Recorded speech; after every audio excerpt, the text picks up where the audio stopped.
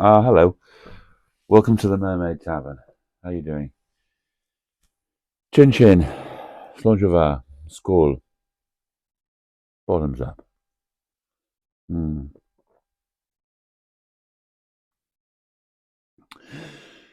Happy birthday, George.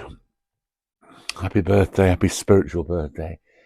Bless you, George Harrison. 25th of February. Well, of course, uh, George was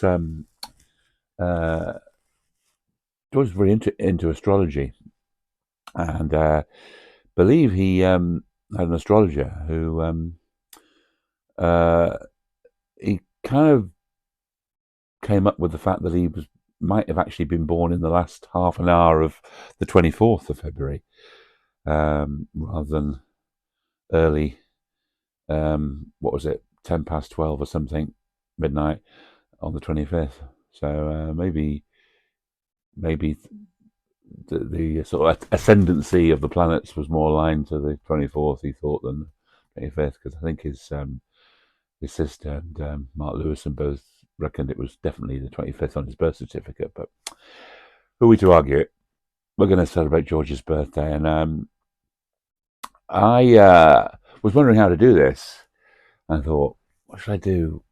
I'd like to do something to mark George's birthday, and I don't want to just do my favourite songs or even a top 10 my favourite songs, because I mean, you know, I don't flatter myself that anybody be that interested in my choices of these things, and why should you?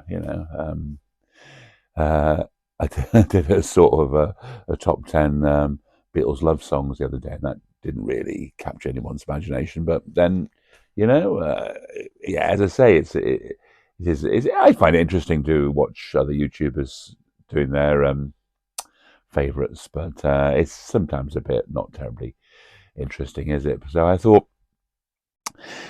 what can I do? And I thought instantly of George and the fact he's a Piscean. I think being a Pisces was important to George, and as a fellow Piscean, I can empathise with that. Yeah, um, and of course there were two songs he wrote, which kind of referenced the fact that he was a Piscean, and the first of them was "Fish on the Sand," which isn't directly a kind of reference to being a Pisces, though the analogy is there. Fish on the sand, and it's a lovely song. In fact, it's the for me the standout song on that 1987 Cloud Nine LP, and it's got some great sort of imagery about I know you're in the sun, I know you're close to everyone, I know you're in the moon. And it's like sort of saying you needed sort of spiritual, looking for sort of I know I believe in you as a sort of spiritual guide. And I know you're close to it. I know you're in the sun. I know you're in the moon. I know you're close to everyone. But then, sort of doubting whether you are, whether that is a powerful enough influence. If I read this right, he's admitting without it, he's sort of, he's lost. He's not so much of a man, more a fish on the sand. And I like that analogy. It's it's um it's great. It's sort of I can empathise with it. It's sort of slightly self-deprecating, all washed up, without this sort of purpose. You know, like, I know you. I know you're there, uh, but I'm not really sure of you. I'm doubting you, and but without you, I'm what am I? I'm washed up. I need you. I love you.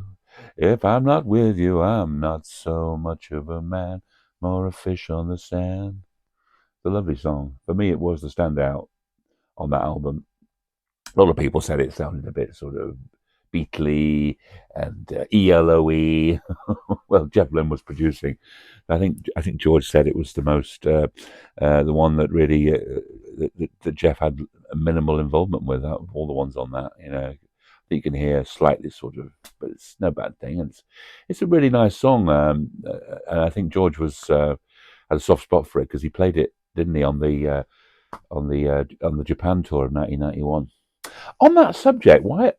There's an album of the 1991 Japanese tour, and there's a little bit of video of it, but it'd be nice to see it. I'm sure there must be a fuller video of that. I'd love to see it, wouldn't you?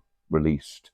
I'd really rather see that. I know they're working on the concert for Bangladesh again at the moment, aren't they? Putting that out, which is great. No, not taking anything away from that. But I'd rather see the efforts going into, a more recent gig that George did, and of course he didn't do much touring, did he? There's not much available of him later. I'd love to see that Japan. If there's more of it out there, I'd love to see it, wouldn't you? Come on, Danny, George Harrison estate. Come on, let's get that out of there. If you're watching, Danny, get that out. So yeah, that was a really nice song on Cloud Nine, and then of course we come to the next song, which is Pisces Fish. Pisces Fish is lovely. It's a really nice little song. I've got a quote about it somewhere here, and he says, I think he was interviewed, and of course, poor George, bless George, he was suffering from cancer, throat cancer in the 90s. He was diagnosed, and he was fighting that. And he was interviewed by this journalist, and this was just before this awful attack on him. And he said, I have this strange thing, and I put it down to being a Pisces. Pisces is like the sign of two fish. The way I see it is that one half is going where the other half has just been. I was in the West, and I was into rock and roll, getting crazy, staying up all night, doing whatever was supposed to be the wrong things. That's in conflict with the right things, which is what I learned through India. Like getting up early, going to bed early, taking care of yourself, and having some sort of spiritual quality in your life. I've always had this conflict. Yeah. Yeah, so he was working on these records. He hadn't done a studio album since Cloud 9 '87. That's a long time over. That was over 10 years when he was interviewed for that. And of course, as we know, the album called Brainwashed didn't come out till a year after he died. Bless George. I wanted that album out, and I read he was going to call it Portrait of a Legend, which captures George's humour, doesn't it? And I think he sort of said that he was always people always saw him as the sort of had misconceptions about him. And he said that's right. People once said to him, somebody asked him, "What's the most popular misconception that people have of you?" And he said, "Well, I'm serious. That people think I'm serious. That Pisces are depicted as two fish going in opposite directions, and many people do not see my humorous side, and there are different sides to him. Of course, we all do, I know, but I think he said that he thought because he looked serious, and he during the Beatle years he rarely sort of cracked a smile, and jokingly known as the quiet one, wasn't he? And but because he was into, and of course later into Indian music and religion and spirituality, he became known as a sort of serious one, and they forgot that he had that sort of very quirky sense of humor, didn't he? I mean, that the same sense of humor that funded Life of Brian. It was he was in the Ruttles, wasn't he? And and he sang the pirate song, when he should have been singing My Sweet Lord. Did you see that on the Ruttles on the Rutland Weekend Television? That was on, which is but yeah, he was at different. He was at swimming different directions. As I think a lot of we all do, but I think Pisceans do it a lot. I remember reading I don't know if I'm into astrology, but I remember reading years and years ago. I was quite young. I was in a bookshop or something, and I opened this book, and it was about astrology. It was just telling basic traits about what a Piscean was, apart from being, traditionally sort of kind of dreamlike and watery, water signy, and sensitive, intuitive and creative. That they'd often stand with their legs crossed. And I looked down, and my legs were crossed. As indeed they are now. As indeed they are now.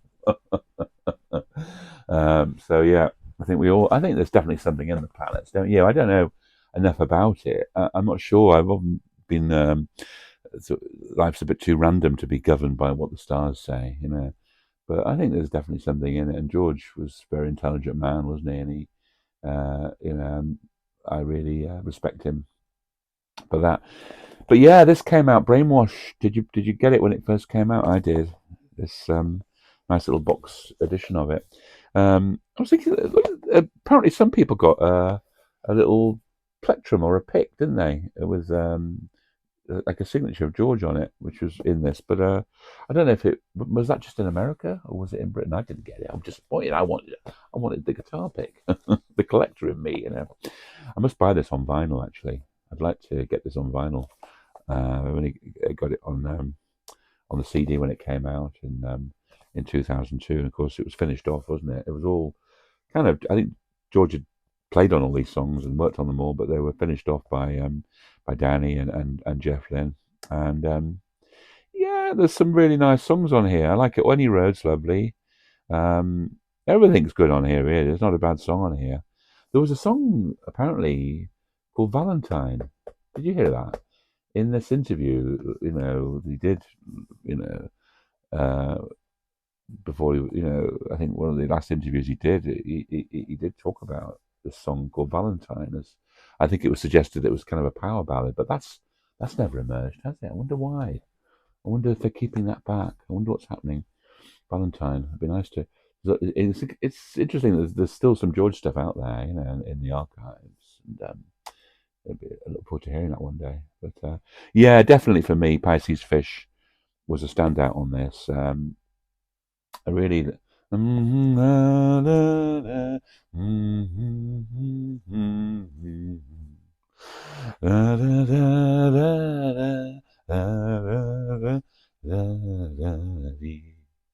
Like a Pisces fish, the river runs through my soul. It's a lovely, lovely song, isn't it? Really, I kind of just empathise with that whole Piscean thing with him. Me, I'm just 3 days and 21 years younger than George. Oh, bless George. I remember being in London when he died, and I think it was it was actually on the 29th of November 2001, but because of that was he was on in LA, wasn't he? So the Western time, American time the news got over here it was the 30th, and on that evening of the 30th, I remember going down to Abbey Road, and it was very moving. They were playing the music outside the studios, there, George's music, and a whole crowd had gathered. It was really nice actually. I was glad I was there, just like I was glad I was there in Liverpool in 1980, just after John was murdered. But bless George, I think those two songs, uh, "Fish on the Sand" and "Pisces Fish," are a real, nice tribute to George, and for me, really special songs. I mean, as I say, um, astrology was very important to him. I think in Indian beliefs and certainly Hindu beliefs, astrology and religion sort of go hand in hand. Really, people believe that the way the stars are positioned can influence our everyday lives, and there may really be something in that. I think there's definitely something in astrology. I don't think we've got the whole. Most of us understand the whole of it. Of course, when you look at your star signs in a paper, that's mostly just rubbish, isn't it? It's fun to do on your birthday. Do you do that every year? I used to do it on my birthday, look in the paper, see what the stars have got in ahead for you. I think it's that's a bit tame, isn't it? But I think there's something there. George believed it, and I think being a Piscean was very special to him, as indeed it is to me. Might explain why I've always been drawn to the sea, and mermaids, and drinking like a fish. Well, oh bless you. I'm going to go and play some George music now. I'm going to play some George music and celebrate that great man. What a brilliant man he was. Bless you for listening to me. We'll see you again. I sincerely hope so.